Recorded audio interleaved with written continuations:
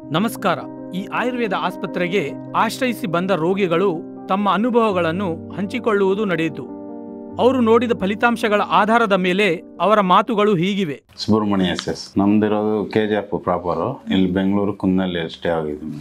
ವಯಸ್ಸು 30 madam. 2020 August ಗೊತ್ತಾಗಿದೆ madam. ಅಂದರೆ ಫಸ್ಟು ಹೊಟ್ಟೆ ಊದ್ಕೊಂಡಿತ್ತು, ಮೋಷನ್ ಇದು ಆಗ್ತಾಯಿತ್ತು, ಬ್ಲಡ್ ವಾಮಿಟಿಂಗ್ ಆಗ್ತಾಯಿತ್ತು. ಅಲ್ಲಿ ತೋರಿಸಿದ್ದೀವಿ.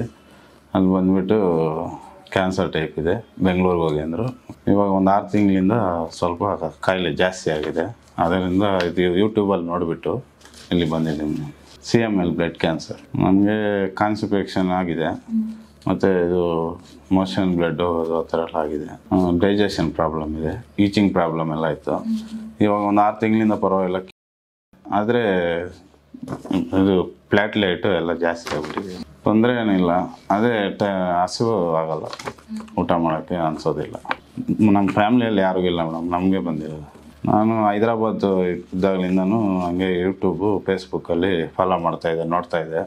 ಹೈದರಾಬಾದು ಸ್ವಲ್ಪ ದೂರ ಇದೆ, ಹೆಂಗಪ್ಪ ಹೋಗೋದು ಅಂತ ಯೋಚನೆ ಮಾಡ್ತಾಯಿದ್ದೆ. ಇಲ್ಲೇ ಬೆಂಗಳೂರಿಗೆ ಬಂದಿದೆ, ಜಯನಗರದಲ್ಲಿ ಅಂದ್ಬಿಟ್ಟು ತಿಳ್ಕೊಂಡು ವಿಡಿಯೋ ಎಲ್ಲ ನೋಡಿ ಮಾಡ್ಕೊಂಡು ಇವತ್ತು ಬಂದಿದ್ದೀನಿ. ಶ್ರೀಕಾಂತ್, ನಾವು ಬಾಳ್ಕೋಟೆ ಜಿಲ್ಲೆ ಹುಣಗುಂದ ತಾಲೂಕಿಂದ 40. ಈಗ 8 ತಿಂಗಳಿಂದ ಗೊತ್ತಾಯ್ತು. ಅಂದರೆ ನಾವು ಎಲ್ಡಿಕ್ಕಿ ತಿಂತಿದ್ದೇವೆ, ಅದು ಬಾಯಿ ಓಪನ್ ಆಡೋಕೆ ನಾವು ದವಾಖಾನೆಗೆ ಹೋಗಿದ್ದೀವಿ ತೋರಿಸ್ಬೇಕಂತೇಳಿ.